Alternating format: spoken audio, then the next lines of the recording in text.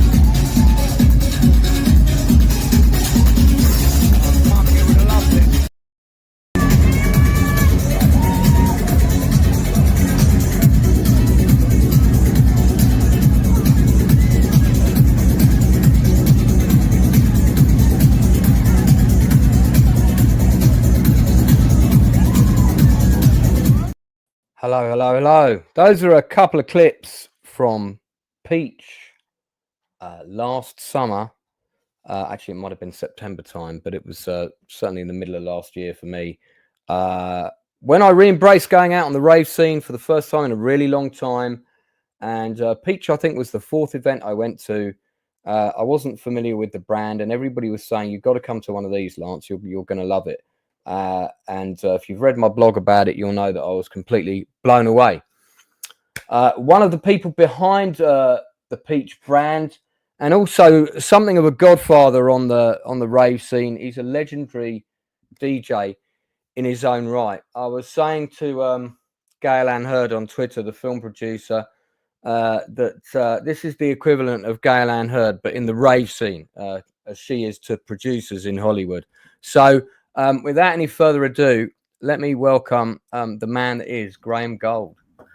Hey, okay. First of all, it was September last year, but it was September, wasn't it? No, it definitely was, and it was a beautiful, warm day. Secondly, I should have sent you a video of me at Peach. Then we wouldn't have had to have watched Chris and Adele and Lange. But hey ho. Yeah, but I mean, your dancing girls are very easy on the eye, Graeme. So I know it's popular with viewers.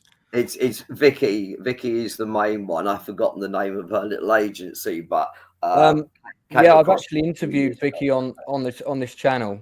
Okay. Yeah, she's lovely. She's fantastic, and I actually met her in person for the first time at the last Peach event. So, Graeme, welcome to the Outcast Creative. This is a channel where we interview creative people right across the range of disciplines in the arts, from film, television, theatre, music, board games design, computer games design, anything that's got a creative bent.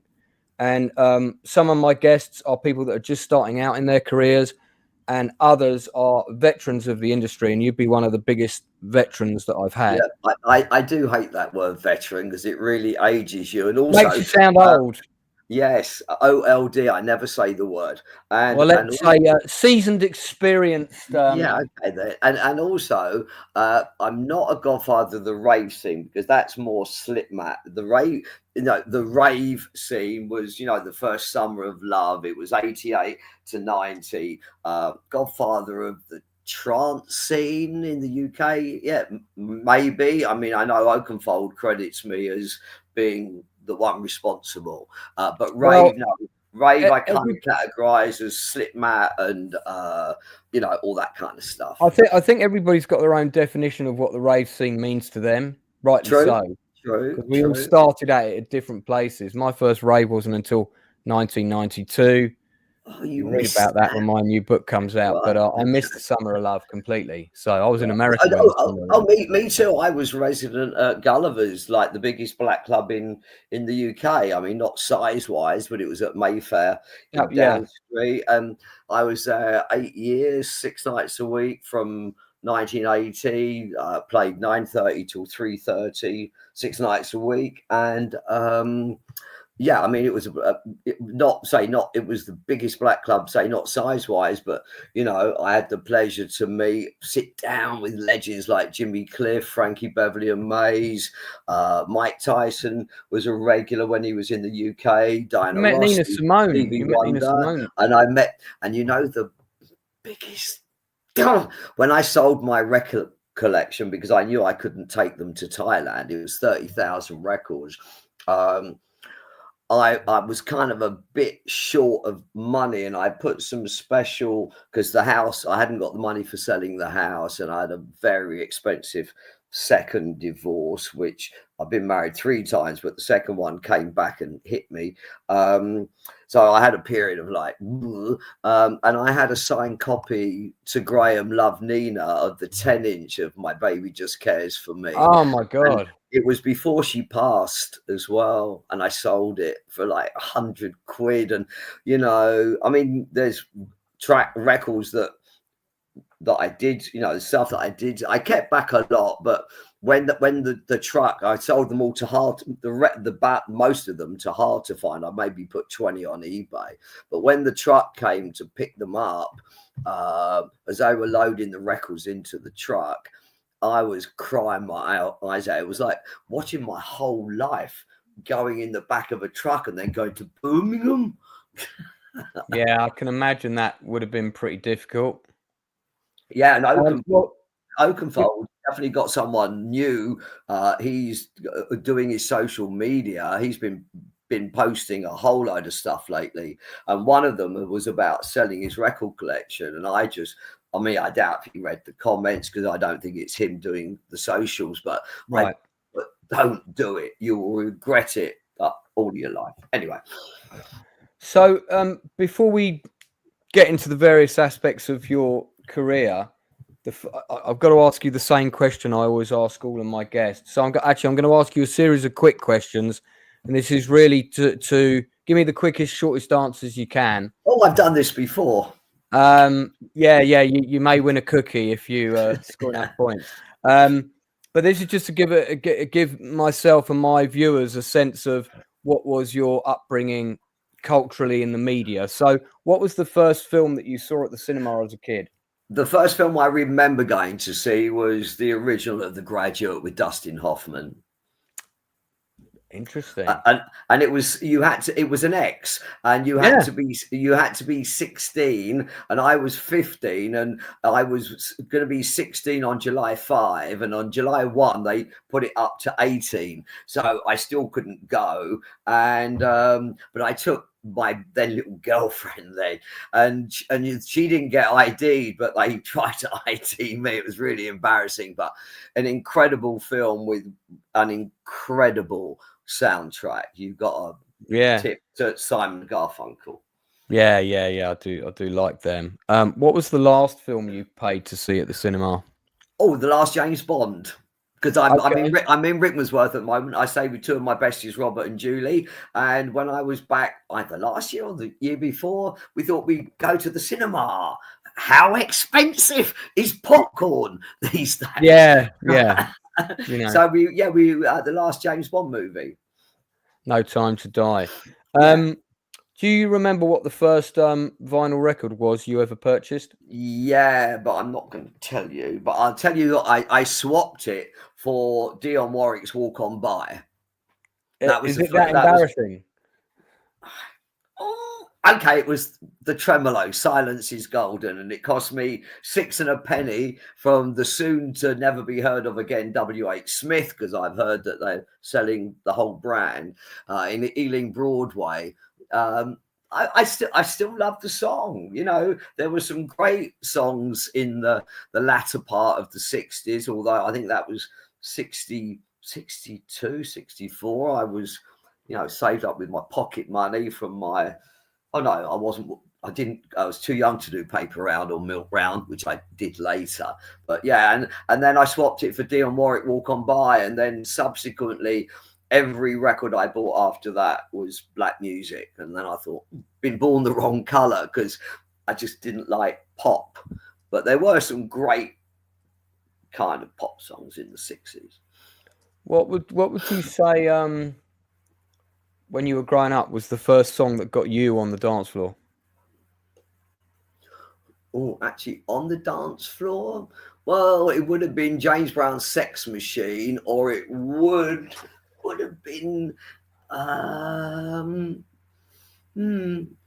it would have been early, like something like Jimmy Cliff, Wonderful World, Beautiful People, or Max Romeo, Wet Dream, banned by Radio 1, but it became a number one. And when they used to say, do the top 40 countdown, and it's the number one is a song by Max Romeo. But I was seriously, I started playing when I was 15, and it was a reggae, there was a blues, which was like a reggae house party across the road, and Duke Vin from South London used to come and put the sound system in, and it was like they were the only black family actually in the road that I was born at, and she was my first love. I think I was 13. She was Peaches, but she had a boyfriend called Huntley Tingle who lived up at the other end of the road. But yeah, but it was actually Rocksteady, which was the precursor to reggae. So it started Blue Beat, then Rocksteady, then reggae. So it could have been Dennis, whoever did Pop-A-Top, Dennis. If there's video of you dancing to Sex Machine, I feel we should find it. But thankfully, there isn't one, I doubt. So I want to. I'm not going to go in the usual Chronicle timeline here, because I want to make there's topics I want to make sure that we cover, and then I'll do the more boring stuff towards the end. But talk to me about.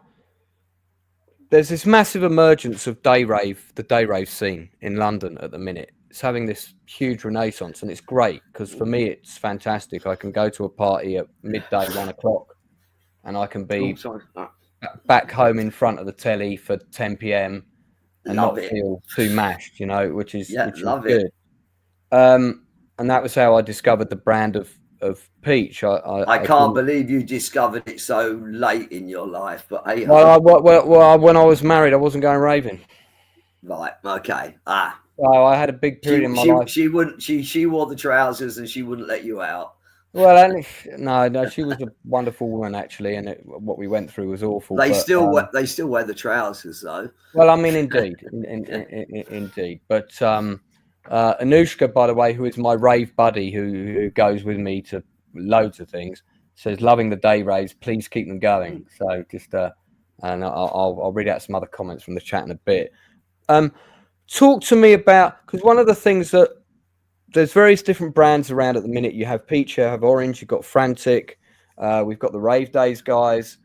I want to know what from your point of view, what does the Peach brand represent? Currently, certainly, and it will be included in our plans for 2026. It represents bringing back all those hedonistic, instead of being memories, recreated times since 2014. And it's kind of quite bizarre that it was 2014 that all the brands, I don't know how it happened because I was living in Thailand. I moved in 2008, but like Clocky came back, we came back 2014, and we were lucky that we came back, but it was I don't know, and they were we sold out in 3 days at our first reunion in 2014 at Camden at Coco, and it just so our ravers, we always had a slightly younger audience than Clockwork, which used to piss me off a little bit because our music policy was way ahead of everybody's at the time. We weren't just a trance club. In fact, we were never trance. That trance didn't exist in 93 when we launched at Legends. But I discovered it in 97, and it just became our sound, especially when we moved to Coco. But it was just those people were 20 and now they're mid-40s. They got disposable income. The kids have grown up and they wanted to relive their teenage, early 20s life. And of course, as you said, you want to be in bed by 10. They still had kids that they had to get home to. Maybe the kid's 16, had a babysitter or whatever. So the day rave thing fitted in perfectly with their allowed time to go out. And of course, for what you said, like now, if I do a night gig on Koh Phangan where I live, definitely don't want to start after 12 o'clock. I like 11:1, and then I can go home. I'm not a party animal anymore. So, but of course, I love to be in the party. But if I go out, if I'm not working, once a week is enough. Couple of hours, and I'm done. But yeah, the day rave, it suits DJs as well as it suits clubbers. I mean, one of the things I've noticed, because I'm gradually sort of getting to know all the different brands and what it is about each of them that makes them unique. And with Peach, it's for me, just from a punter's point of view, with Peach, it's not just the music. I've noticed that your DJ lineup they're the loveliest people. I mean, Adele and Daya, I became friends with her really quickly. She actually read my blog, said it made her cry, and I was like, "This is the first time we saw each other. We just had a massive hug, And she's just one of the nicest human beings I've ever met. Chris Bain is another one, and me and him are very similar people, so we clicked and got on straight away. Yeah, I can see that. I've found with the people that I've met, and I've met a few of your other DJs. PK's coming on the channel soon to do an interview as well. The word I would describe with Peach is that the people are very authentic. Right, but you also said, it's our incredible, what makes, you kind of were going to say, or it sounded like what makes Peach. Our ravers make Peach. We have just the most loyal, amazing ravers, and that was hit home even more than ever on last Saturday when we did Ministry for the first time, which was, of course, was a gamble. But Joe, who does all the booking for events, he came about 5 o'clock. First thing he said to me when I bumped into him in the green room was, the first thing he asked was security. He said, "How is it?" His security went, "It's the best crowd we ever had. All they want to do is cuddle." So if we didn't, I can honestly, and I'm not saying this, if we didn't have our ravers, then Peach wouldn't be Peach. And for sure, we all put in as DJs, and me and Chris, or Chris and I as promoters, put in a massive amount of work that nobody could even comprehend, especially with Ministry, because we had for the first time ever 5 rooms, a very eclectic lineup, and we wanted to cover everything, which we could never do at Coco, because you have the main room and the tiny small room, of which and the sauna box at the top. Well, that's what I mean. And I'm always embarrassed when I ask DJs if they want to play Peach and say it can't be the main room, because they're all talented, and to put them in a room for 60 people is just not fair. But we have to do something with that room, or do we? We're not sure what we're going to do for September actually yet in that room. Chris and I are still discussing. Right. Well, I think authentic people attract authentic people. The best friends that I've made on the rave scene, real friends. I've done social things with them outside of the rave scene. Most of them are all Peach regulars, has to be said.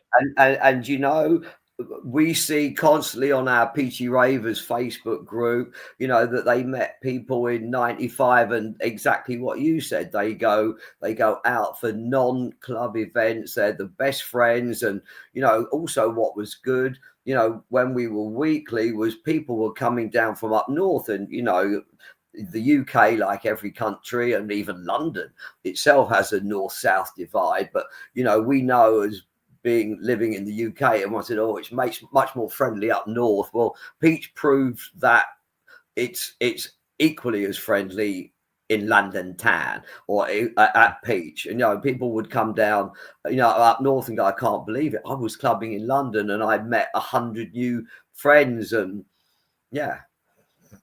But that, of course, is because of the ravers they met on our dance floor, which takes me back to the last thing.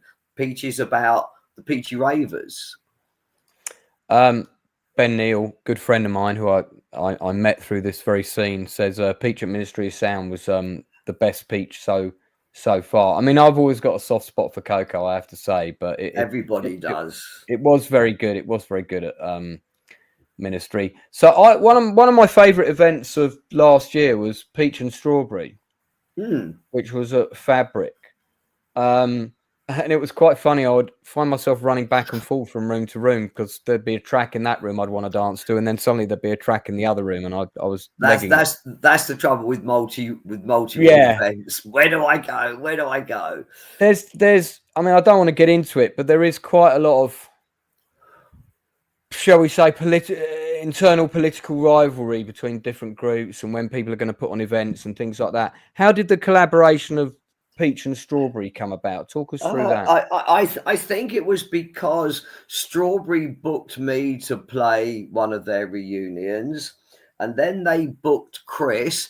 And, you know, part of it, I mean, I'm not sure of this, but part of it might have been my idea. Let's do something together. It might not. I mean, when you get OLDER, your memory is I search for obvious words now, but it came about, and we're doing it again this year because it was successful. It was a good event, and you know, and the Strawberry crowd are equally as mental as the Peach crowd. So to quote that old brand that hasn't come back, it was a match made in heaven.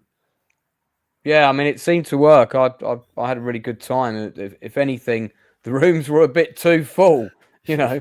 But it wasn't. We didn't sell out the venue though. I mean, the same like Ministry. We capped. Ministry said, "Oh, you know, you can have another 500," and we said no because Chris had been there when it'd been a trance sanctuary, and this is no diss to Mark Landragon at all, but they had 1,800, and that main room was just too full, and we didn't want. It was a gamble for us. We didn't want anyone. We did, the things that we could control, we controlled, and that was the number of people in the bed. So it would not be rammed. So we capped it at 1,500, which was lower than Ministry actually wanted, but it worked because everybody, the feedback was incredible, and Ben just posed it was the best ever. And a lot of people have said that it was 50-50, 60-40, maybe even pro MOS, pro Ministry. But of course, for a lot of people, Peach will always be Camden, will be Coco. But it was very split. But the one thing, even the people who said Peach at Coco is the best, they also said it was an incredible day at Ministry. So yeah. No, it was a really good day. I'm so glad I mustered my courage and just came because I knew I would have missed a really good day. And it's a shame what happened before. Yeah, with the bag. Yeah, well, let's not get into that. Yeah, I mean, as Leon's mentioned, you see, if you go to an event, Anushka has said this as well. I went to an event a few weeks ago. I won't say which one, and it was completely oversold. And after a couple of hours, you couldn't get in any of the rooms at all. Yeah, exactly. Chris told me. Yeah, and if I don't have room to dance, I get because I go to dance. I want to dance, and I want to dance like most of the day. And that's no fun for me. So I like to have space. I mean, if there's a podium or a stage, I'll get up on it if I can. But I'm not saying that Peach didn't do it. I mean, we did do it on our 6th and 7th birthday at Camden, but that was beyond my control. Thank you, Els. Was beyond my control. It was when Kiss owned Peach, and we had Oakenfold for 2 consecutive birthdays, and we also had Tiesto. And it has the fire limit's actually reduced now at Coco, but it had a 1,600, and we had 2,400 people in Camden, and you couldn't, and of course, as a promoter, although Kiss owned it, it was it was still my baby. I was running around like a loony, and it took hours. And I went out. The JM was the club manager for Kiss at the time, so he was in overall control. And I went out and said, please, please, please, please, please close the fucking doors, because it's impossible in there. But of course, then greed kicks in. But that was nothing to do with me. I wanted it. I didn't want that many people in, because people couldn't move. You were like dancing like a little robot like this. So yeah, it's no fun, I have to say, and it puts people off coming back, which at the end of the day, absolutely, long term, it can hurt your business. I mean, I should say to you as well, because I make a point of talking to as many people as I can when I go out, and there's a lot of people that are only discovering Peach now. I'm not the only one. There are a lot of people that didn't rave back in the day and have seen that there are people our age who are doing it, and they think, oh, I fancy a bit of that. So you've got not just the old generation coming back, and some of them with their kids, which is great to see. Yes, you've got a new generation of people discovering it for the first time as well. And this is our plan, but without going down, up until now, we've stuck to our guns of reliving those hedonistic days, as I said earlier, mainly by 99% of those classics back in the set, and even, Chris has been my business partner now for 4 or 5 years. When I would, put my sets together, I try and avoid all those cheesy trance anthems, because, Peach was, it was sold out most Fridays, and when trance really came in 98 all the way to 2004, the two of us playing trance, but mainly me, because Dave Lambert was playing more harder dance. But that's 30 tracks, 24 to 30 tracks in a 2-hour set. Because back then we did have guests, but there was,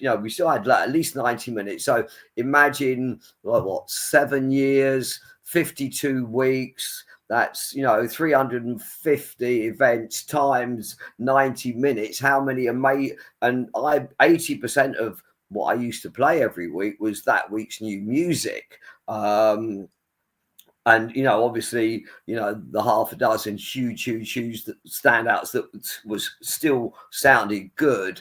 So I always try to find those tracks that didn't make a Ministry of Sound, for example, cheesy trance anthems. And Chris, you say people want Graeme Golf, they want the bangers, but I have a problem with that, because anybody can go on and play System F or For an Angel or Sandstorm or whatever.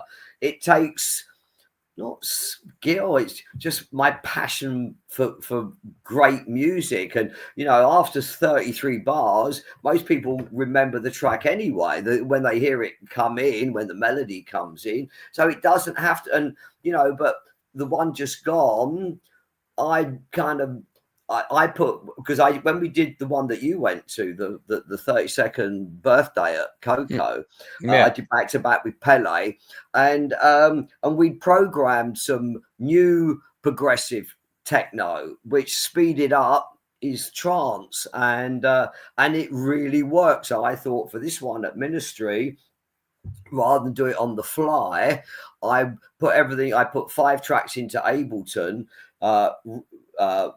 rebounce them at 138, just to make sure they didn't sound and they worked. Oh my God, they worked. So our target was to bring in the new ravers, because we, even though we're all old fucking fogies, OLD fogies, we still have something to offer, and we are forward thinking, and our plans for 2026 is to really kind of take that further, but without alienating our existing hardcore Peach crowd. And that's where the balancing act's going to come in. And Chris and I are just, we talk an hour, 2 hours every day. Not sure how we're going to do it. We've got ideas, but yeah, it was great to see like 22-year-olds in at Peach embracing like the people who could have been their mum and dads. It was super to watch. Yeah. Before I move on, let me read out this comment from Karen Clark, another good friend of mine. I won some tickets off Graeme for when he played the Strawberry Sunday in 2022. Been back raving ever since. So I Well think those done, tickets, Karen. Yeah, Graeme is a legend of the scene, and I've loved his work for 35 years. Great guy. So thank you. I'm sure there'll be more like those. Keep your comments coming, people that are watching. I'll get to as many of them as I can. One of the other things I wanted to talk about, which seems to be a skill set of yours, is you have an uncanny knack for recognizing talent. And I said this earlier. It's not just about how good they are on the decks. It's also the personality that comes with that person. And for me, the best DJs are always the ones that make it all about the audience, not Did about you notice them. when you did this, I did that. It's like when someone We're in sync. We're in sync, Graeme. Probably both got the same brand of chair. So yeah, I mean, talk to me about how you go about sort of looking for new blood. Okay, I don't actually go looking. It's presented to me. You know, like back in the day when I was lucky enough to have so many shows on Kiss, there was, I mean, they called it garage, but originally it was, you know, a take on New York house, and you know, Matt Jam, Lamont, Carl Tough Enough Brown. I was playing this, used to play this. It was before, yeah, it was definitely before Cafe, whatever the cafe was called in Ealing, and it was in Kensington High Street, and it was in the rooftop or something in the hotel, and it was 93. We were all playing strictly rhythm and nervous basically, and I got put on. They booked me and Matt Jam, Lamont, Carl Tough Enough Brown, Tough Jam as they were. I thought, wow, these guys are brilliant. So I was lucky enough to have three shows at the weekend on Kiss, and so I gave them a half-hour mix. And that's just one example. Darren Pierce, who I can say I helped in his fame in London, because we were on the same lineups at many gigs, and Darren just blew me away. There was us playing just for example, and like Robin S. Nightcrawlers, for example, Darren was playing this.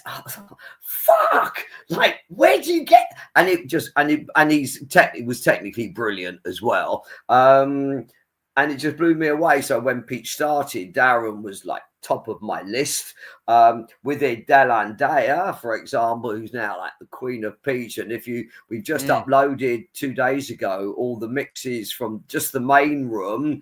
Dave Pierce's I was trying to upload just before we came on air doing this, but I've got a problem with it. I played with her in we're now 2025, maybe 2020, a charity event, Egg in London for mental health, and Adele was there, and we were talking before her set. She's like really nice girl or woman. She's not 20.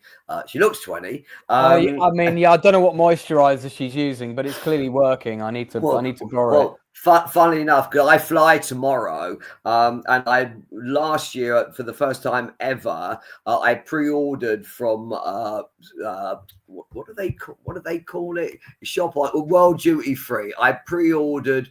Right now, I've lost us where we are. Hold on. Where I pre-ordered, and it was like 1 million this aftershave, and I thought, and then I've just been, just reading the metros. I've been on the underground 4 days a week. Boots number 7, and I've heard about like Boots number 7 being better than Clarins and all the others. So I was just trying to see if I could order what I wanted online, but it's not that difficult. So I might just wait till I get to the airport tomorrow night and go into the Boots and buy it. But her set blew me away. Her enthusiasm, her clearly real passion for the music. So so I immediately, I don't think I even discussed it I think Chris was on board then.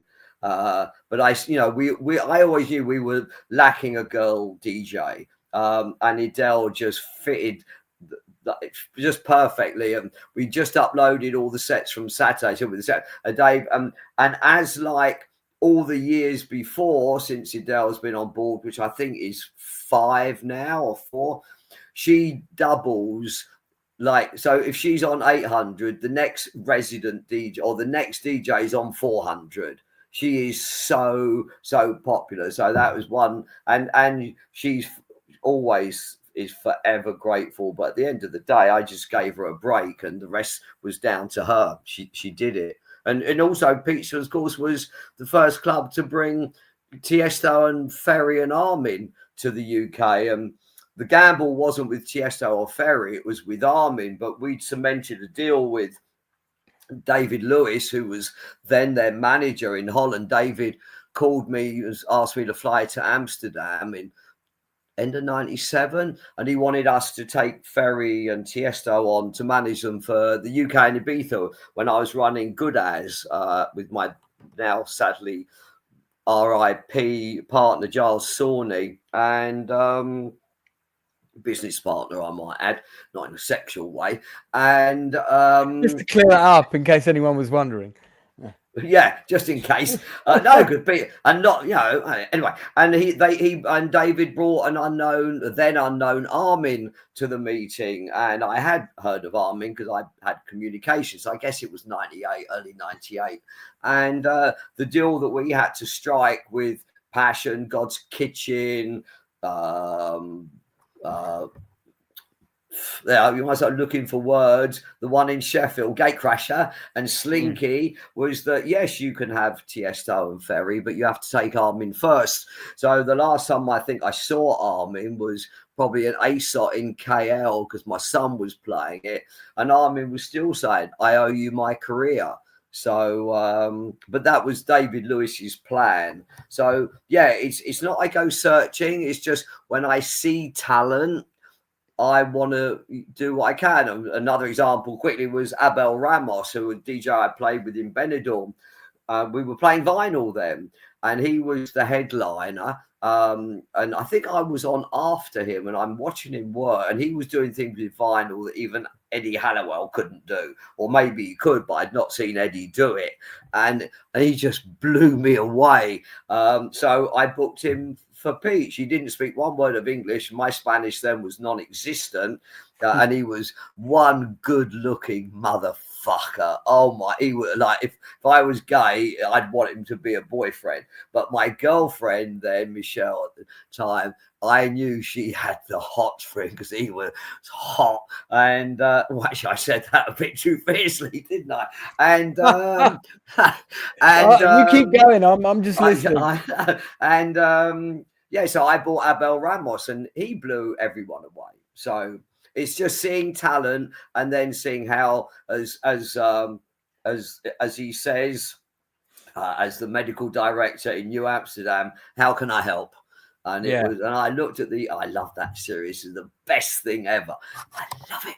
And that the deaf actress, I've forgotten her name, but I Googled her. She's actually really deaf, and she does ASL. And actually, there's a series coming on UK TV with a deaf actress and doing BSL. You'd think that they'd have sign language would be universal, but anyway. So I looked, how can I help this guy? He's got talent. And, back in the day, you either had to be a technical genius like Eddie Halliwell or James Abelia, or have a radio show like me and Pete and Jules and blah, blah. Yeah, because now it's about producing. If you don't produce, no one's ever going to book you anywhere. No one's ever going to hear of you. That's interesting. We'll come back to that in a second. Before we move on from talking about Adele, and we could talk about her all night, just thought I'd share this entertaining picture with you. So this was the Peach birthday reunion when Adele arrived to sort of take in the fact that she was going to play in Camden Palace for the first time. And I was the first before. Yeah, I was the first person through the door. And I was walking in. I didn't even know Adele. We hadn't said 2 words to each other at this point. Yeah, it And I was doesn't look walking very behind big. this Doesn't look group. very busy, does it? There. No. This was the doors had literally just opened. Right. There wasn't even a DJ playing yet. I'm And glad you said I was that, the because first person people would in, and I wonder. came in right behind these guys who were all working at the event, and they grabbed a group photo, and I thought, oh, I'm going to get in the back of this picture for a laugh. So I bombed it. That's me at the back. Oh, yeah, I can see it now. See you, that's, not it. I can see you now. Yeah, that was funny. And it was like everybody was saying to me afterwards, I didn't know you knew Adele. And I was like, well, I don't, but I feel I will soon. So Yeah, but you know, and obviously also that was super important to me. I can't stand DJs who think they're better than anybody else. And I remember once, you know, being in having a pee after my set in at the warehouse in Plymouth, and this clubber came up completely off his tits and said, oh, that was an awesome set. And I said, thank you very much. I didn't wire then, now I wire. He said, oh, wow, you stopped to talk to me. And I said, yeah, and why not? And then he actually named 3 names of English DJs where he'd also said, wow, that was an awesome set. And they just went. But at the end of the day, you know, this is what I've always maintained. The promoter, the promoter doesn't pay a DJ's wages. The clubber pays the DJ's wages, because it's the entry money that gives the promoter the money to pay the DJs. So if, you know, and being nice is important, but, you know, being nice costs nothing. Or it's nice to be important, but it's more important to be nice, and it costs nothing. Kindness costs nothing. Very, very true. Let's talk about the producing, as you brought it up. Because it's one of my creative goals is actually to produce a music track this year. And right, okay, good luck with that. I know, I know, daunting task, but I'm going to give it a go, because I'm a creative, and I you know, it's one of the boxes I'm ticked. So, and one of the lads that was in my class, who I hadn't seen since 1986, turned up at One Tribe. And is, you know, he's a DJ and creates his own music, massive vinyl collection, all that, got an incredible studio. So he said, oh yeah, we can, let's do that together. So so I'm about to step into that world, just to give it a try. For you, when did the producing side start, and when in what era did it become kind of an essential second job for DJs to have, would you say? Second job or first job? First job. Otherwise, second skill set, shall we say? Otherwise the bookings don't come. So I kind of think, you know, certainly by 2000, and then I mean, and then without a doubt, you know, 2004, 2005, and now. Whatever country you're in, anywhere in the world, whatever city you're in, anywhere in the world, even on Koh Phangan where I live. Okay, when the internationals come, so let's forget where I live for the moment. But every flyer or every full quad poster would have Oliver Galetsky. I'd have to, my memory for names is terrible. Dilby, Audio Jack, whoever. We would never. Of Zina Ronnefeld, anyone, not the old school, only the new school. We would never have heard of any of these people if we weren't playing their music or buying their records. But here's the thing, you know, I'm not talking about hardcore clubbers who follow DJs, but clubbers who just love to go rave. The chances are, you know, that they'll know a track when it comes on. If it, you know, and I have a thing, when every track I play, it has to have a standout moment that would make me, if I was a punter, want to Shazam it or go run the DJ and say, what the fuck is this track? But they don't know, a lot of people, they don't know the names of the producers, of the DJs. They just know the tracks. And I remember when we used to play this big trance event in Bangkok, when they booked John O'Callaghan, the promoter told me she had to put the names of John's big tracks on the poster. If, you know, it would have been better if the posters had audio, then people go, oh, That's Yeah. Callahan. You know, people don't know, and I think, you know, that's why so many new events, unless it's an Adam Bayer or someone like that, you know, it's hard to promote with. When I say new, I mean the big guys who are doing it now, unless you're an Adam Bayer or someone, you know, or even Alan Fitzpatrick, you know, and you know, some of these people, you know, they're charging ludicrous amounts of money. When we were talking to Joe the Booker at Ministry, I can't remember who we were talking about, but he wanted 20 grand a gig for a club gig. And, you know, if that means the club's got to be 2,000-3,000 people, otherwise it's not doable. And even if it is, it's still not doable because the costs of promoting, okay, we're not doing physical flyers anymore. And we're not putting up posters, but the money Facebook want for online marketing, and, you know, and if you really think Gen Z, however you want to say it, they're actually not even Facebook anyway; they're TikTok. So you've got all you've got to be across all social media platforms, and it costs money. It costs a shitload of money. Yeah. Well, this might sound like an obvious question. Did that answer the question? So yeah, no, yeah. I mean, listen, every one of these is so open-ended. We could talk about each topic for about half an hour, but it certainly did for me. This might seem like an obvious one, but if a DJ produces a track, oh, I know. Sorry to interrupt. I know what it was about me and producing. That's what you asked me. So I had the radio show, and then 94, 95, I started to get remix requests, and I even remixed a Carl Cox track. But I had a studio engineer.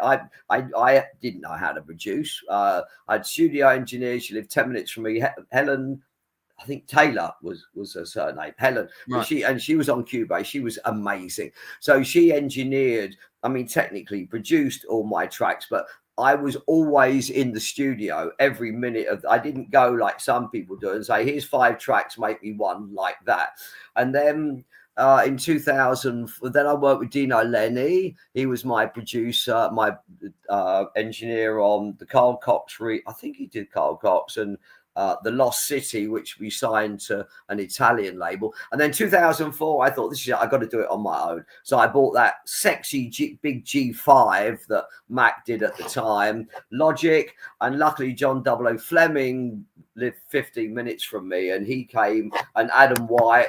They both helped me a lot. And you know, I started. This is Helen Taylor, right? This is Helen Taylor. That's Helen, yes, yeah. So I was right with the surname. She's seriously into her drum and bass and breakbeat, and I think she's DJing now. So John and Adam really helped me, and I took piano lessons as well. I did some okay tracks. One particularly was a thing called The Ending, which I'd heard in this restaurant in Ibiza in Sacapaya. It's called Sacapaya, just outside Sanan. And I was with Michelle, my then girlfriend, and we were just having dinner, and this track came on, and I went, shut the fuck up, Michelle. What is this? And I ran over to the maitre d', and I used to eat there once a week. And he said, Graeme, I play this every time you come in.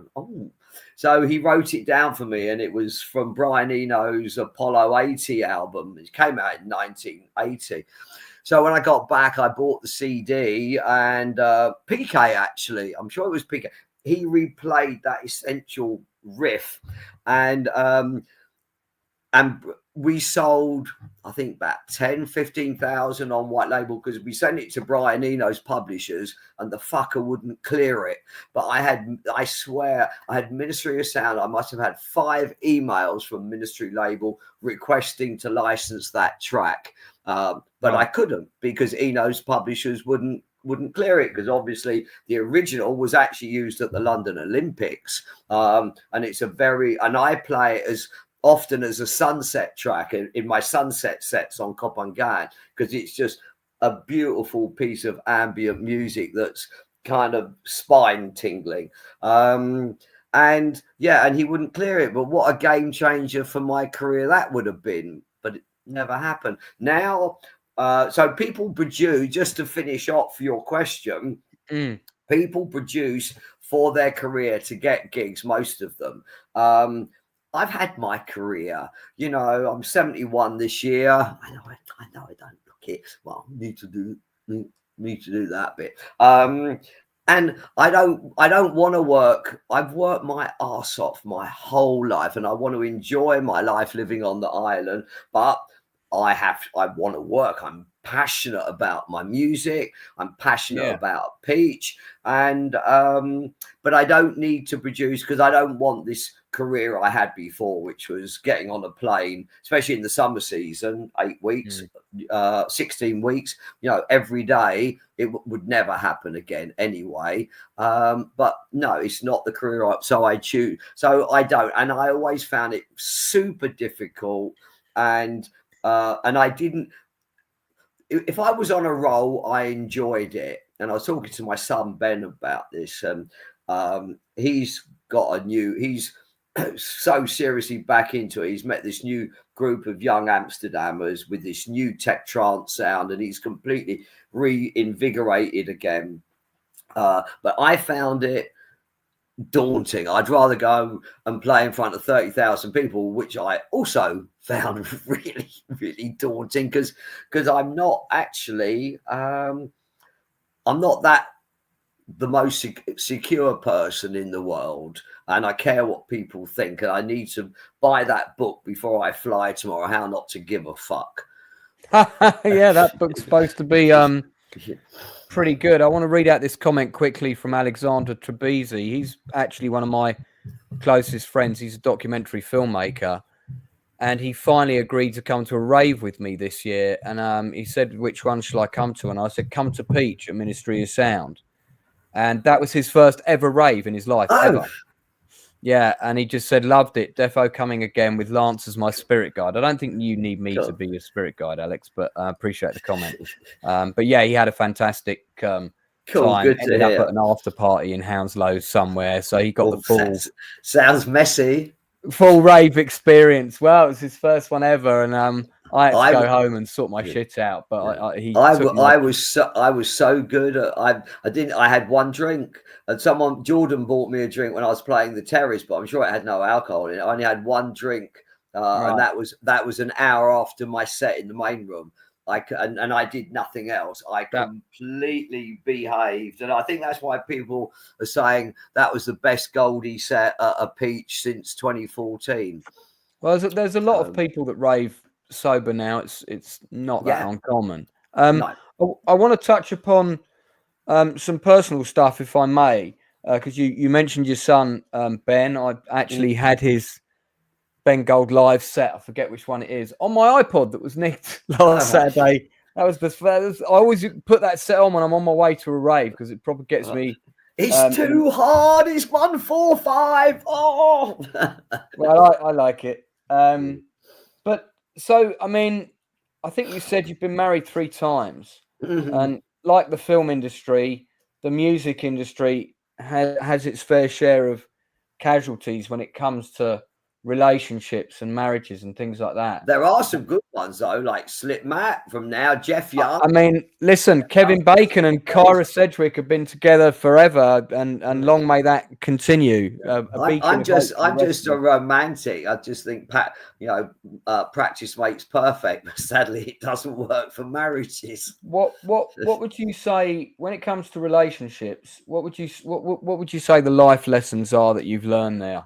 And work-life balance, that kind of stuff. Well, okay, if I could put the clock back, my career was incredible. I would have taken a weekend, a month off, no work, so I could have spent it with my children. I regret that, not doing that, or even with my wife, not the mother of my boys, because that finished a couple of years into KISS, but even with Mel. So now I try and have I'm kind of semi-retired, so I have a work-life balance is really, really important, because even when I used a great example of this is, when my career was amazing, and I like Monday to Friday, I was either in Ibiza, Tenerife, Napa. I'd argue it's still amazing, Graeme, but do carry on. Thank you. But the traveling, and you'd play to 2,000 people, and then you go back to your empty hotel room, and you'd have all this euphoria, and then it's like, so it can be a super lonely life as well. And I've heard other people say this. So, I think, they always say behind every successful guy is a woman. And the boy's mum, she was very supportive in my early years. When I was at Gulliver's, I was 6 nights a week. But as a life lesson learned, it's your partner has a job, and that takes them, like my current girlfriend, she's a school teacher. She comes home from work, she needs an hour quiet, but then she's working out the work for the next day. She's doing reports on the day. So, and of course, it's all part of her. So her working day is not 9 till 3; it's like kind of 8 till 6. And we have this massive day job that goes with our job. That 2 hours that you hear in a club, it doesn't just appear on your flash drive.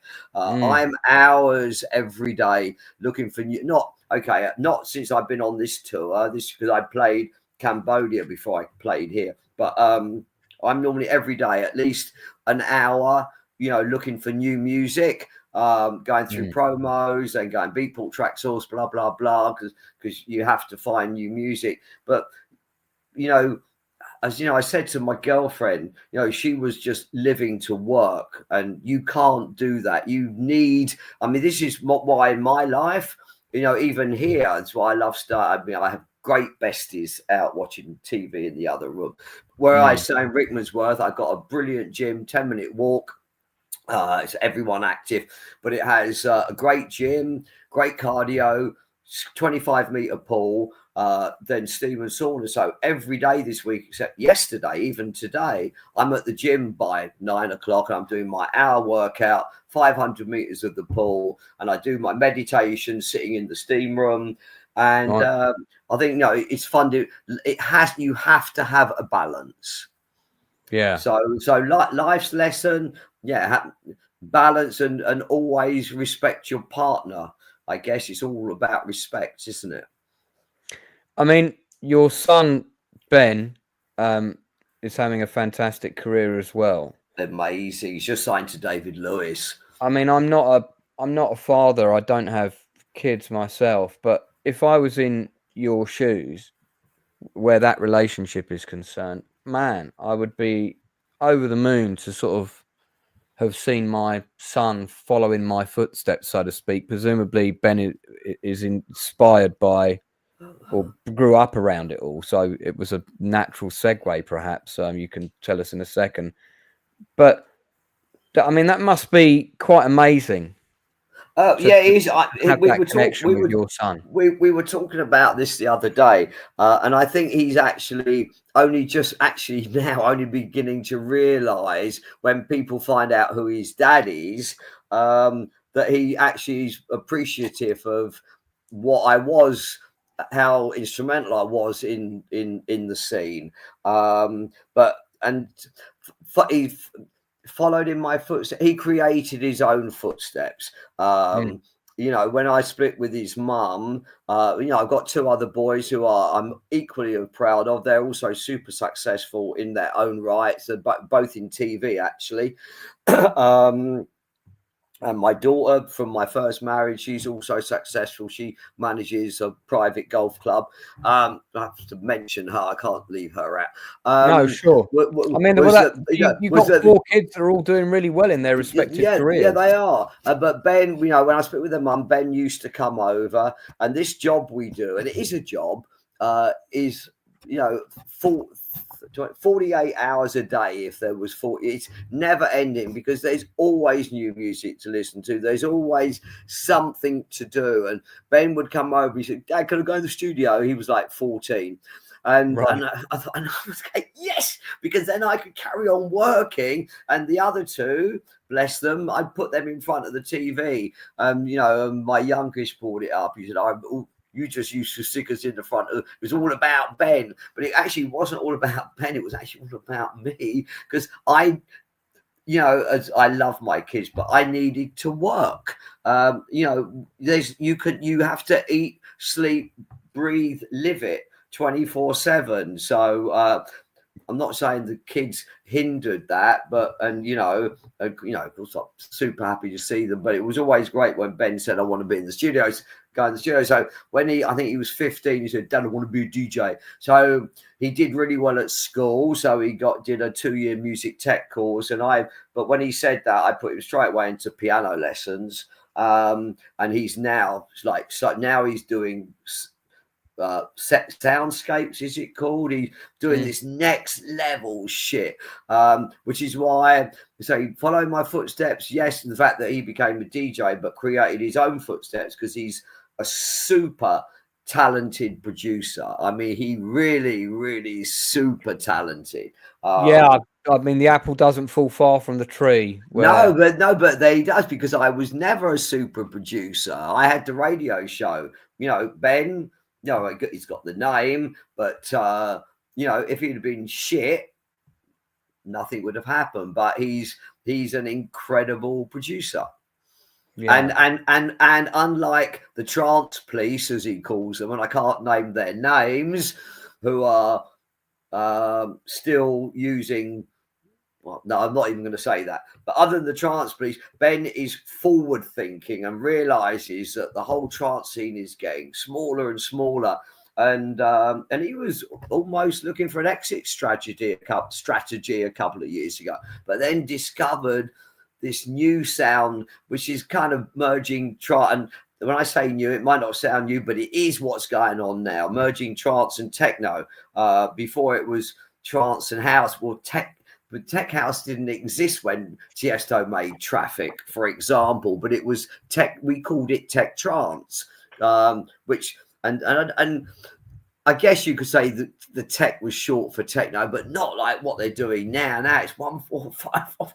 Fuck, it's like you've got Adele and Daya written all over it.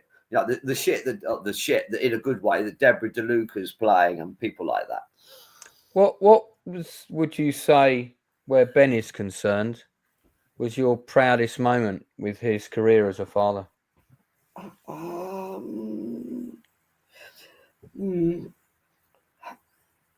I think.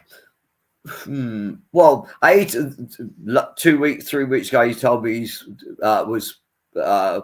David Lewis got in touch, and DLP is one of the biggest DJ agency, artist management companies out there. But from a physical point of view, was going to Kuala Lumpur I needed to buy new Sennheisers, and they didn't sell them in Bangkok. So it was killing two birds with one stone. So I flew to KL, and Ben was, I don't know if it was his first ASOT, but he opened the ASOT at KL. But it was watching him on stage,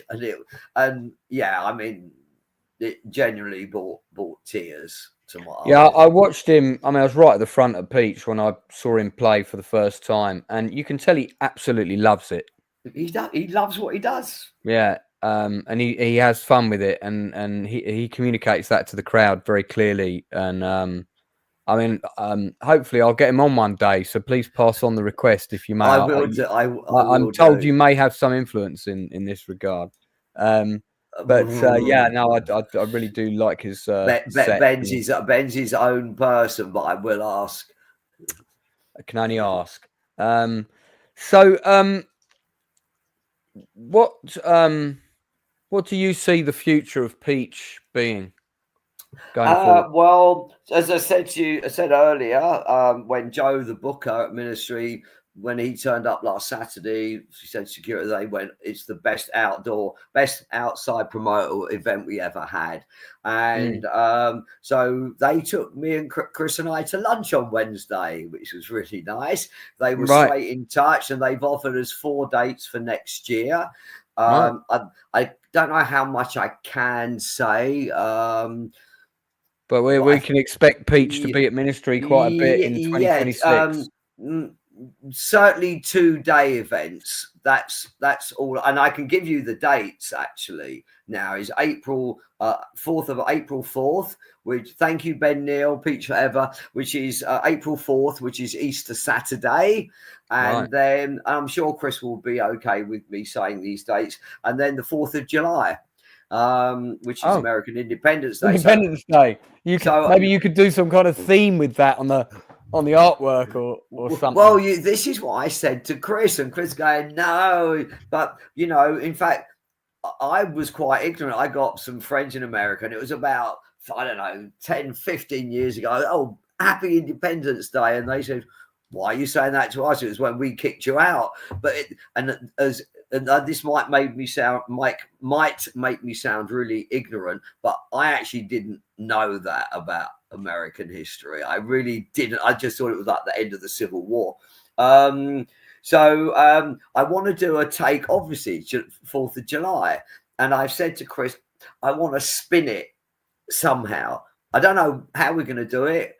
We need a creative person, so I might ask you. You could do a riff on the Independence Day movie, because the posters they had for that movie, I've got the full set. I loved in that movie when the president went, today will be. I was one of that speech. We all stood up in the cinema. I'm going, yes. That film is pure cheese, but I have to say, I absolutely love that movie. Cheese sometimes can be good. It takes us out of our reality. No, it's a fantastic movie, and Bill, I think it's Bill Pullman plays the president. And that speech, I used to have that speech on my iPod.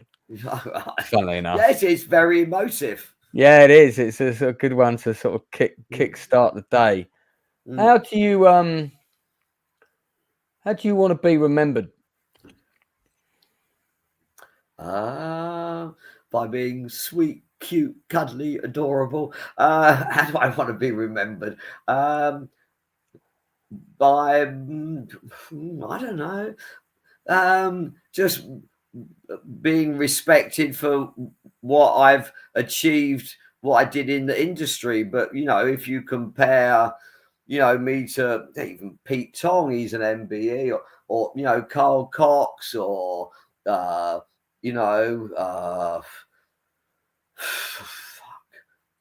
all my peers, whether it be David Morales or Norman Jay, somebody who brought something to the industry, and be remembered and respected for that. Well, I wanted to show you this picture, because for me, this picture sums up Peach. So this is me and Ben and Michelle and Gareth, who are 4 of my best mates. I think that's James Trilby on the right. This photograph is going in my book. Well, I think it's actually going to be on the back cover. Oh, nice. And I've had to track down all the people in the picture to make sure that and that would have been one of oh God, who's our photographer? Oh, I'm in touch with them already. Yeah, they've already given me permission. What's his name? Oh God, I think it might have been John Paul Gates might have done this one. It might it could have been JP. Okay, I was thinking of. I think it was JP. I was thinking of. Oh, I'm so sorry, Mr. Photographer. This is where you get OLDR and your memory for names just goes. So this picture, taken on the same event. Wow, this is currently my desktop saver. This is going on the front of the book. Right, that's an awesome picture. That's me down in the middle, right? That is me. Oh yeah. That is me having one of the best moments of my life.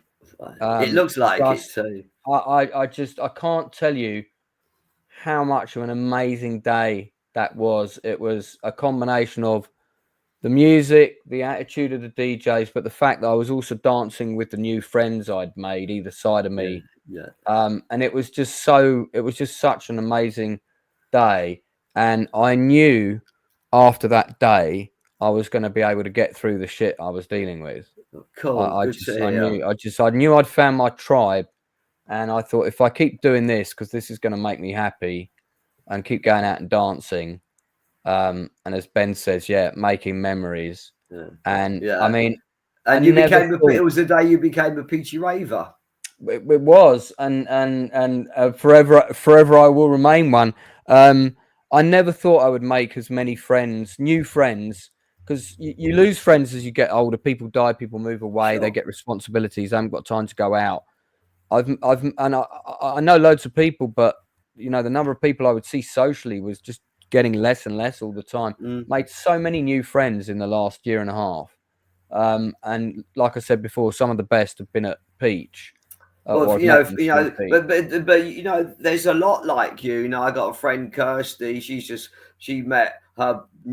finally found the man of her dreams, a guy called Jose. She was, her friends had told her, "No, you're too old to go raving," and she's just hitting 50, and then she started, and she went, "Bollocks, fuck this! I want to go raving," and she's a diehard clubber, but she's met this whole bunch of new people by going raving. So you're never too old to rave. Just please, if you're 70, don't wear white gloves, because that really looks fucking stupid. Yeah, I saw one person wearing them. I can't remember which event that was. That kind of makes me. Well, before we wrap up, and this has been amazing, and by the way, you're welcome to come back on the channel anytime to promote anything you want, because you're now my book once you proofed it and I finally published it. I'm happy to help you with that, which is not a Brandon Block book. It's not just about going out taking substances and getting hammered. And shagging. It's actually a book written in Tony Parsons style, who wrote Man and Boy, not about a boy, Man and Boy, Man and Wife, Family Way, and he's a North London writer, and they're all relationship based, his books, and I love his books. Him and so you got Tony Parsons one hand, and then I've got every one of this other guy's books, and I still can't bring his. I'll tell you what, when that book is coming out, I got 26 of his books, and I can't remember his bleeding name. Well, when your book is coming out, we'll get you back on specifically to talk about. And I'll see if I can do Jonathan Ross as well. That would be good. that would be good. I'm gonna. There's a few questions in the chat, so I'm going to put those to you to wrap up, if I may. Okay, go on. And if anybody has any, ask now. I'm good for another 10-15 minutes. Well, anyone else wants to ask any, pop them in the chat now, and I'll get to them quickly. So let me just go through. There was somebody asked. I'm just trying to find it. Here we go. Karen Clark asked, "Do you have a favourite track?"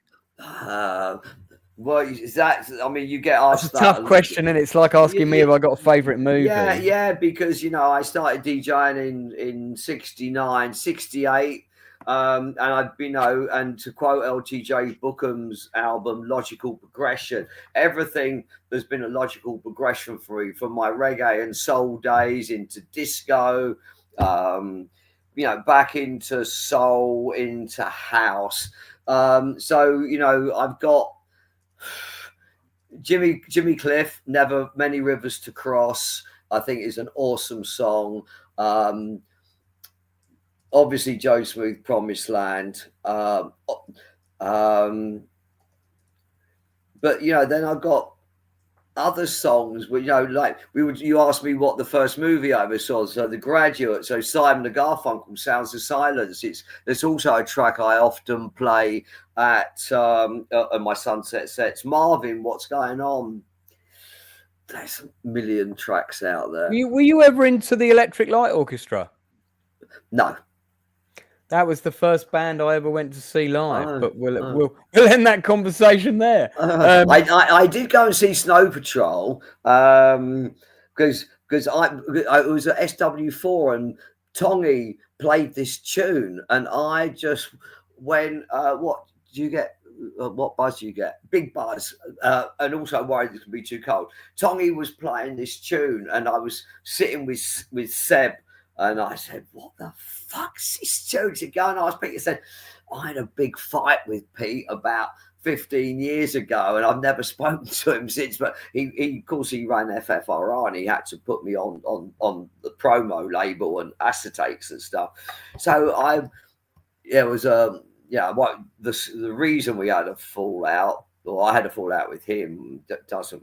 It's important, but it's probably not for being spoken about. But I went over to Pete. I said, "Pete, what? Sorry, mate. What's this?" He went, "Graeme, oh, big cuddle." I thought, "Oh, okay." And it was the Radanka remix of "Eyes Wide Open" by Snow Patrol. And he said, "I'll send it to you." And he did. He sent it to me on email on the Monday, and I went out and bought I'd never heard of Snow Patrol. I'm pretty damn sure I know how they got their name, though. They ran out of gear on a Saturday night and went on a snow patrol. Do you know what? That never occurred to me, but it makes perfect sense.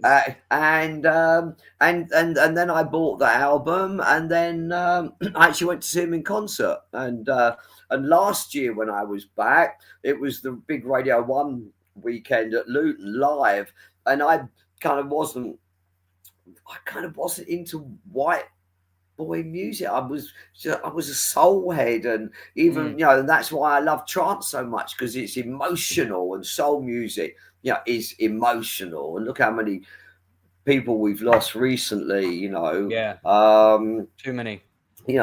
I mean, like Roberta, the first time ever. I think it's one of the most awesome songs actually ever. But and Coldplay were on. And I thought, wow, they're fucking brilliant. So yeah. Anyway.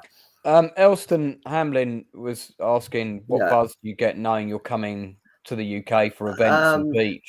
Initially, it's not a buzz. Initially, it's fear about the amount of work.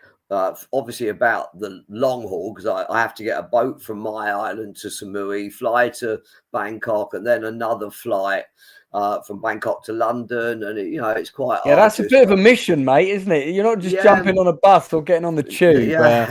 But I take the day flight out, so that normally means I have to have a hotel on Samui the night before to make the flight early enough to because the flight out of Bangkok's 12:30. So although I obviously check in online, I can't really. If I got the 8 o'clock boat, I'd get to the airport maybe by 9. And I could get. No, there's actually not a 9:30 flight. There's a 10:30 flight, and it kind of doesn't work. So and because it's a day flight, I never sleep on the flight coming. I watch all the movies, and then it's 7:20 when I land in the UK, and then Rob, one of my besties, picks me up, and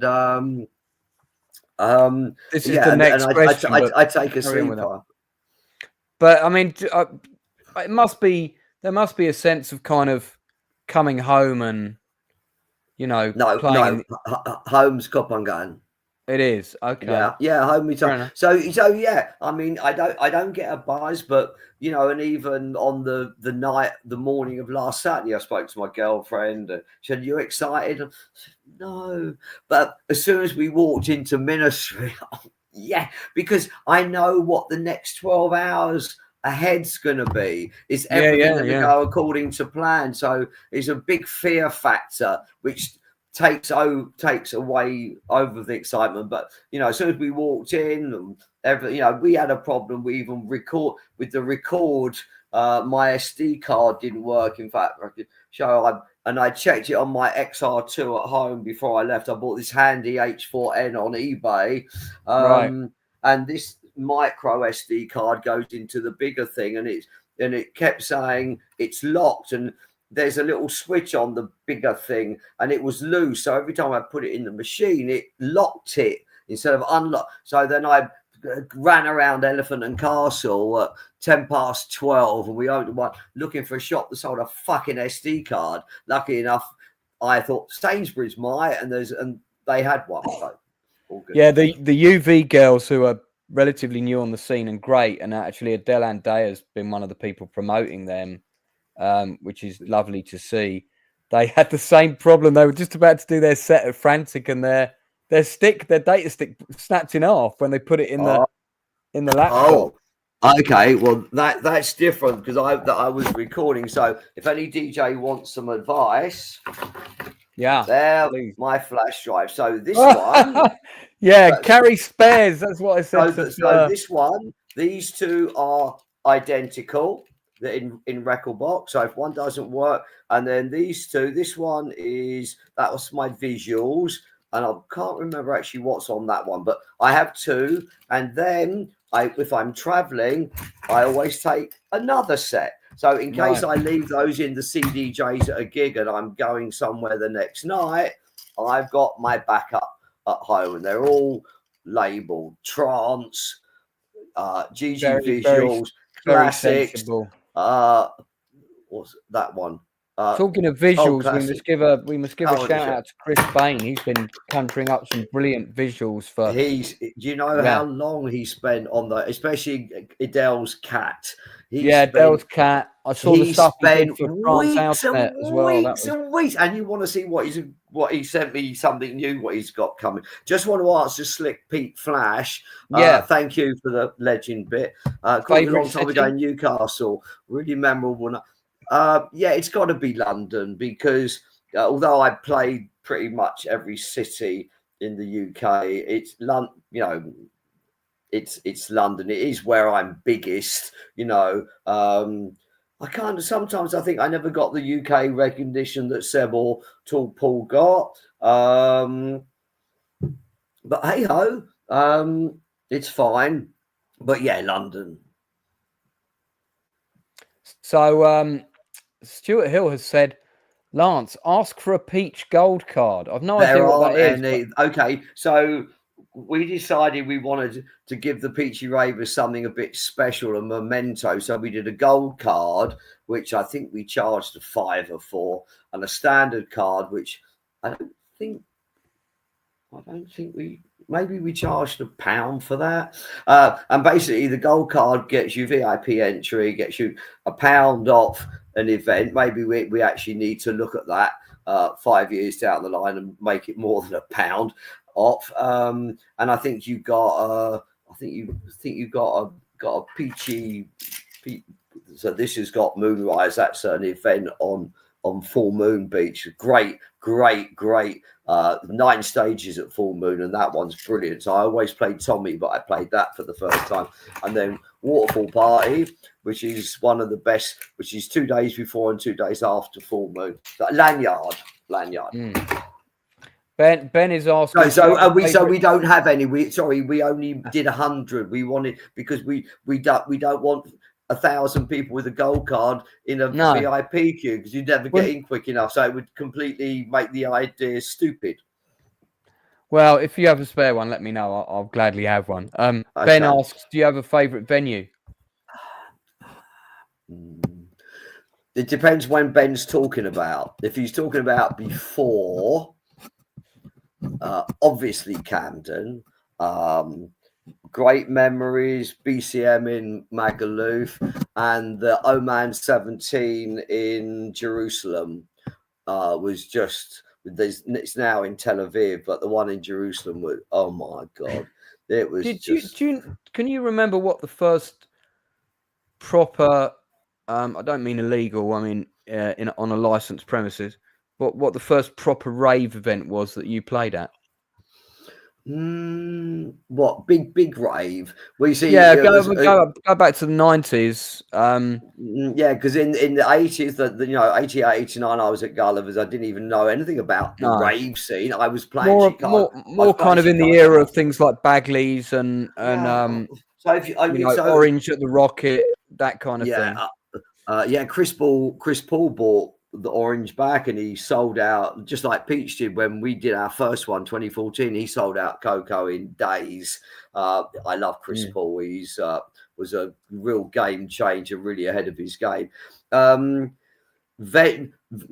so if you're talking about raves within being in clubs, then in outside of Coco, Camden, I'd say the Cross. I just used to love the Cross. Cross was special. I went there twice, but I think it was in 97 or 98. I went there. It was just great venue. Sadly, no longer with us. Like so many. Yeah. Just final question from me. What advice would you give to a DJ at the beginning of their journey now? I've seen quite a few people get into DJing recently. John Painter being one. Big shout out to John. And there's several of us that have come together. Sorry to interrupt you. I'm sitting here watching you, and I've got your head and shoulders, and my arms are underneath from the poster. Oh yeah. Well, I can move you. No. I'm just looking. There you go. That looks better. Well, hang on, because I have been to the gym today. You've got bigger arms than I have. I don't have time to get to the gym, sadly. That's it. Oh, look at that. Can we do an AI of that and put me in a little box like the new Judge Jules with he's got the judge's wig and the hammer, and Oki's got a good one as well. But yeah, we could do an AI of that. Right. Okay. So I mean, I've seen a lot of these DJs starting out, lovely people as well.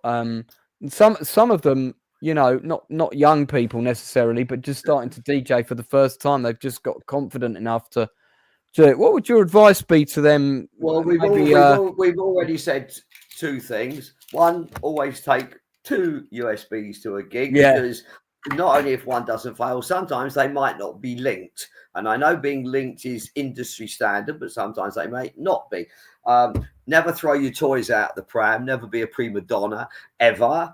Always be humble and produce, because even if people see you behind the decks doing this, if you want to make it your lifetime career, if you don't produce, I'm sorry, it's not going to happen. And it isn't. That's the reality. Or get on Radio 1 Dance or Capital Dance or whatever.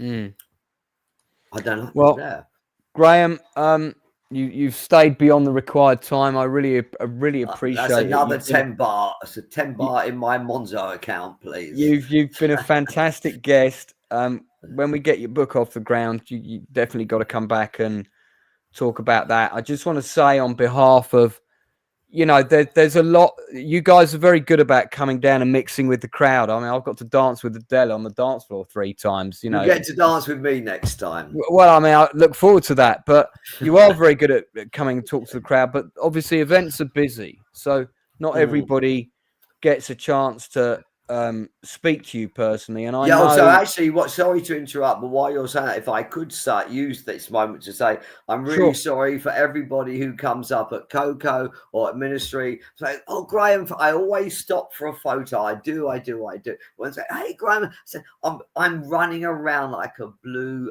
motherfucking arse fly. I don't have time.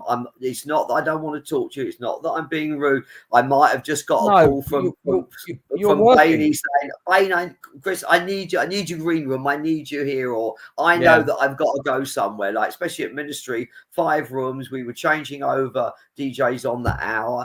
I had to be in, at least 2 of them. Chris had to be in the other 2 that I wasn't in. So it was, and I know that I said, sorry, I can't stop. And it wasn't, I don't want to talk. It was just I'm very, very manic I'm sure day. People understand. But I mean, on behalf of the people that haven't been able to speak to you, I'm sure that they would agree with me that they'd want to pass on their thanks to you and your team for creating truly wonderful events that give us the most fantastic of memories, and we're all getting there in our years, and really creating memories when you get towards the end of your life, looking back on your life.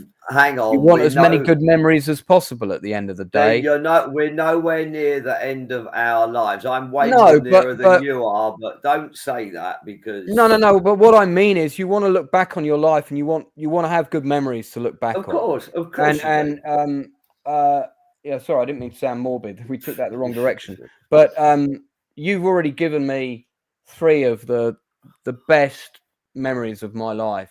So on behalf of myself and many other Peachy ravers, thank you so much for providing a space and entertainment and music and people and a place where we can all come together and have that. Because, you know, there's a lot of grim stuff happening in the world, and it's great to be able to come to a place and just have fun. And that is the thing about when I come back to the UK, I do watch the news at 10 o'clock, and it's like, I mean, when I'm at home, don't do it.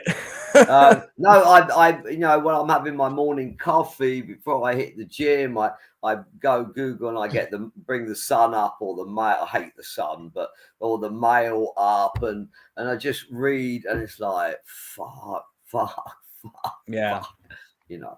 But, hey. I know. Well, look, Graeme, I know you're a really busy man, and I know you didn't have a lot of free time with this trip. So, from the bottom of my heart, I really appreciate you coming on and giving me your time. I super enjoyed it. It's been great. You're welcome back anytime. For those people that are new, do check out the other content. Please do subscribe. Tell other people about the channel. If you are a creative person who's got a project that you would like a bit of help promoting, you might have something on Kickstarter. It might be a short film. It might be a play. It might be a book. Could be anything. Get in touch with me via the Outcast Creative Facebook page, and I'll take a look and see if we can get you on to talk about it. Because it's not just veterans from the industry. We like to help people that. Would you stop already with the word veterans? Oh yeah, sorry. That makes seasoned, experienced professionals. Did you know I did Muay Thai when? Yeah, I'm gonna have to be careful about that with when I come to Thailand. So lots of love for you in the chat, and I just know people had the best time. I hope they enjoy it, even if they're not watching now. I hope, you know, people enjoy it. Yeah, I'm sure they will. Well, thanks a lot. I'm gonna let you go. We're gonna sign off with the Outcast song. We've got our own song, you know, for this channel. So do tune in if you want. I'm an outcast.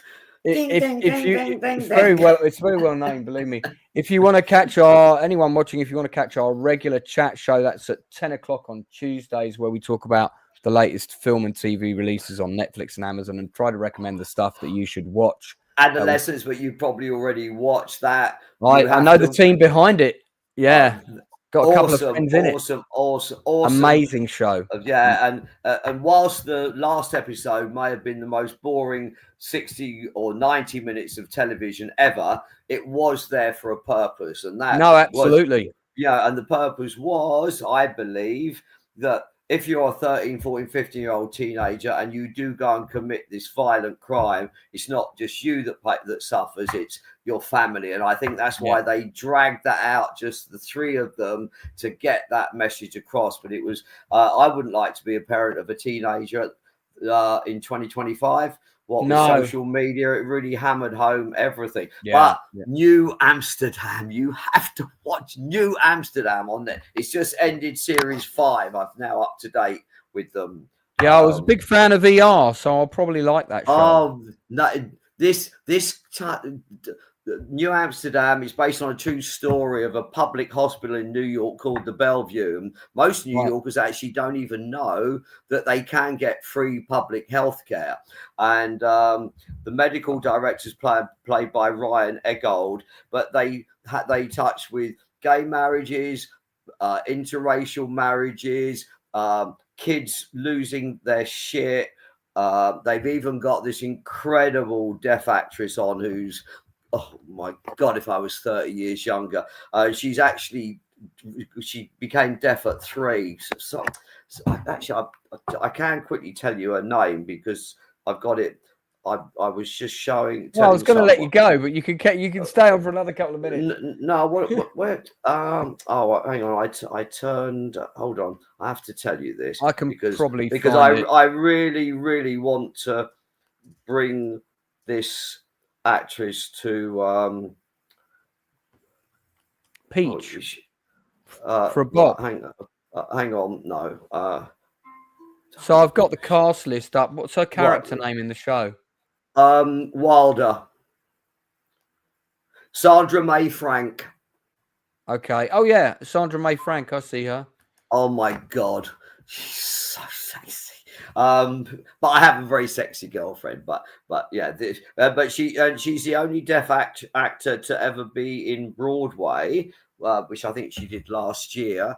And she thought, she thought she'd have just a token part as a deaf actor, but it turned out that she's, the part developed, and she, and it showed, and it was really quite interesting how deaf people see us. We're in the hearing world, as they describe it, but she's one of the top surgeons in the world. That's her role, and incredible, absolutely incredible, and it touches on everything. There's not one subject, a little bit like that Sex Education, which was brilliant. That was a good show. Yeah, that was a great show. It touches on everything, and I have to admit, at the end of every episode of New Amsterdam, my eyes are wet. It's super emotional, but I'm a soppy fucking Cancerian, so. Well, I'm equally soppy. It's nice that we can have a chat about favourite TV shows, because that's my other favourite topic. Well, look, I better let you go. Yes, because people have been bored for an hour and 37 minutes. No, it's been great. This has been absolutely fantastic, and I'm really pleased that we were able to make this happen, because I kept pestering you on social media, every place I could find you. You never pestered. It's just you never pestered. But anyway. So at least I got to meet you in person when I had my bag nicked. So I feel that was the thing that pushed it. Nice under shitty circumstances. Yeah. So thanks so much, and we will see you again soon. Peach is happening again this year at Camden. Well, first of all, it's happening in 2 weeks' time. Peach goes 26th. hard. No, Saturday 26th at Outernet. It's a co-pro with Transcoder, Ferry Corsten. The Ferry Corsten. I'm actually coming to that. And then there's a Peach Goes Hard in May, and then July we're doing the Timescape Festival. Then in August we're doing Eden Ibiza on August 22, I think, and then September 20 Coco, then November 20 or November 22 Peach and Fabric again, Peach and Strawberry again at Fabric. I've already got my ticket for Coco. I bought them the day when bless you. Yeah. So okay. All right, Graeme. Thanks ever so much. I'm gonna go make a cup of tea. I should have brought some water in with me. I didn't. Yeah. Well, I've always got that. You've been a wonderful guest, and do check out those events. There's also a link below. You can read about Graeme's career, and that will take you to all the other places you need to find about what's coming up with him and Peach and all the rest of it. Thank you, bro. No problem. And for those people watching, don't forget what I always say at the end of the show. Do check on the people that you care about. Make sure that they're okay. We live in very difficult times. Mental health at the top of the tree with a lot of people. So do call on people. And check on their well-being, especially if you haven't heard from them in a while. With that, I will say good night, and we'll roll on the song.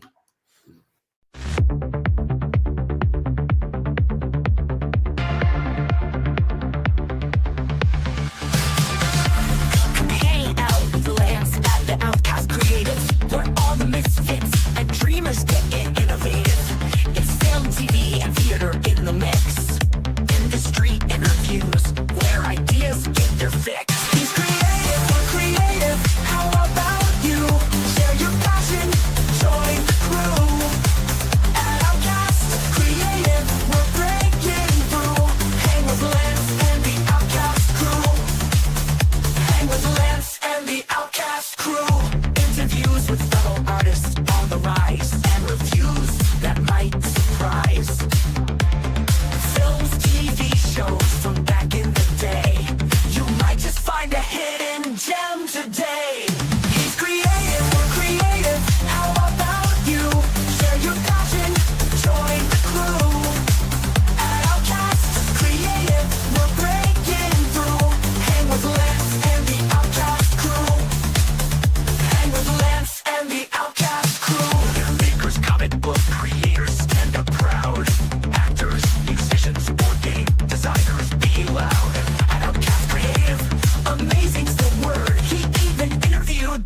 legend.